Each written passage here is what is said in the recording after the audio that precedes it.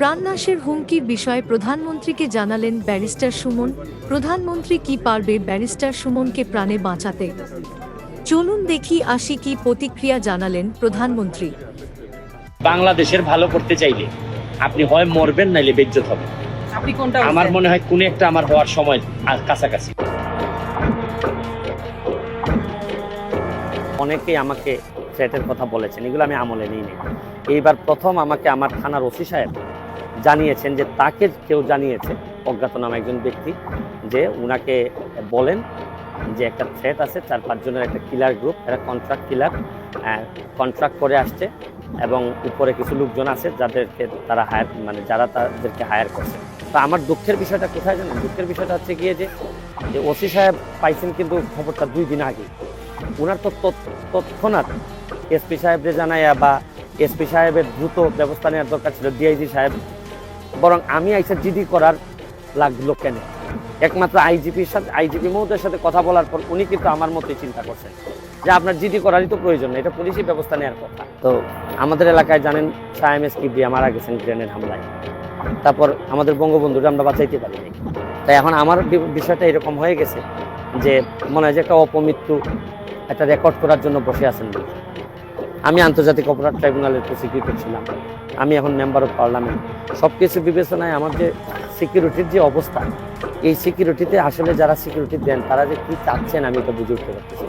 আমাদের একজন এমপি আনার মারা যাওয়ার অভিযোগ যে নাকি সে মারা গেছে, এখন আমরা ফাইনাল কনক্লুশন পাই নাই। তো তার ব্যাপারেও তো খুব বেশি যে কিছু হয়েছে আমরা তো পাইনি, হয়তো ডিবি খুব সফলতার সাথে কিছু আসামি ধরছে, কিন্তু তা তো মারা যাওয়ার পর। তা আমার হয়তো এইরকমই ভাবে আসামি সব ধরা পড়বে মারা যাওয়ার পর। সবাই মনে হইতেছে যে সাক্ষী দেওয়ার জন্য বসে আছে, আমি কখন মরবো, মরলে পরে সাক্ষী দিবে। আমি একজন মেম্বার অফ পার্লামেন্ট, আমার এলাকার ওসি সাহেব যখন জানলেন কোনো একটা মারফতে যে আমার একটা লাইফ রিস্ক আছে, তখনই কিন্তু উচিত ছিল যে উনি এসপি সাহেবের সাথে আলাপ করবেন, ডিআইজি সাহেবের সাথে আলাপ করবেন। এটা কি আসলেই থ্রেট নাকি না কেউ বোগাস নাকি না কিছু, এটা তো আমার কাছে আসার আগেই এদের তদন্ত করে ফেলা উচিত ছিল।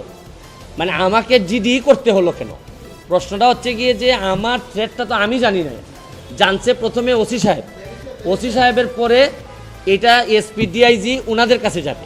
আমি জানার আগেই ওনারা আমাকে প্রোটেকশন দিবেন, আমাকে পরে জানাবেন যে এই থ্রেটটা যেটা ছিল এটা রিয়েল অথবা ফেক।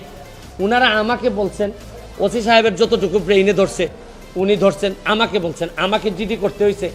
আর আমার নিরাপত্তা তো এখন আমার নিজেরই দিতে হইতেছে। এখন রাষ্ট্রযন্ত্র, আমি এইটা বুঝলাম না যে এই রাষ্ট্রযন্ত্র আসলে কি আদৌ আমার বাঁচায় রাখতে চায় কি না। কারণ হচ্ছে কি আমি যাকে জিডি করতেছি পুলিশ ডিপার্টমেন্ট, সেই তো আগে জানছে আমার আগে। এই দেশে বঙ্গবন্ধু মারা গেছেন, তার পরিবার সবাই মারা গেছে। আমার হবিগঞ্জের শায়েমেস কিবরিয়া সাহেব মারা গেছেন, আমরা তো কোনো প্রোটেকশনই দিতে পারি নাই। এই পুলিশের ভূমিকা দেখে মনে হইতেছে যে পুলিশ মনে হইতেছে যে একটা অপমৃত্যু রেকর্ড করার জন্য বসে আছে, যে আছে একটা মৃত্যু হয়েছে, নাইলে এই পর্যায়ে যাবে কেন। আমি কি করতেছি না করতেছি সব পুলিশ এবং এনফোর্সমেন্ট এজেন্সির নখদর্পণে থাকবে। কারণ এরা খবর নেয় না বলেই লোকগুলা মরে, আর এরা খবর নেয় না বলেই বেনজিররা এত ধনী হয়, এরা খবর নেয় না বলেই মতিউররা এত টাকার মালিক হয়। কারণ এরা তো থাকে কারে কোন জায়গায় বদলি করবে, কারে কোন জায়গা মতো নিজের লোক সেট করলে অনেক টাকার বাণিজ্য হবে, এইসব অভিযোগ এদের বিরুদ্ধে। যার কারণে আমার কষ্টটা এখানে, আমার এই মরতে কষ্ট নাই, আমার 2টা কষ্ট।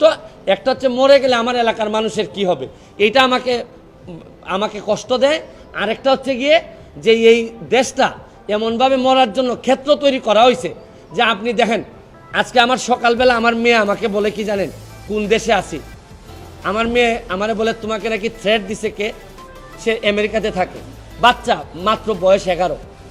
আমি বলছি হ্যাঁ আমি তো গুড ওয়ার্ক করি, এই জন্য ব্যাড পিপুলরা আমারে হুমকি দিছে।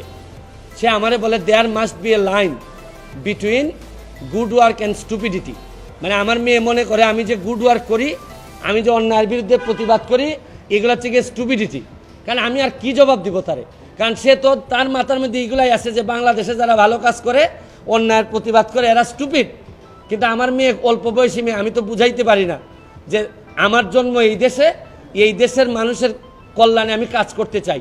কিন্তু মেম্বার অফ পার্লামেন্ট হিসাবে আমার সিকিউরিটির আগেই আমি যে জিডি করা লাগলো, এইটার জন্য দুঃখ প্রকাশ করতেছি। পুলিশের মাধ্যমে যখন আসে তখন তো সাথে সাথে এই কাজটা করার দরকার ছিল। এখন বুঝেন অবস্থাটা কোন জায়গায় আছে। তারপরে আমি বিশ্বাস করি যে যতদিন আসি মানুষের কল্যাণে কাজ করতে চাই, আপনাদের দোয়ায় কাজ করতে চাই, আর নিজের মানুষের আমার প্রতি যে বিশ্বাস, আমি মনে করি এটাই আমার নিরাপত্তা। আমি কথা বলছি আইজিপি মহোদয়ের সাথে, একমাত্র আইজিপি সাহেব, বর্তমান আইজিপি সাহেব, উনি আমার অ্যাঙ্গেলে উনি কথা বলছেন। আর বাকি যারা আছে সবাই মনে হইতেছে যে সাক্ষী দেওয়ার জন্য বসে আছে, আমি কখন মরবো, মরলে পরে সাক্ষী দিবে।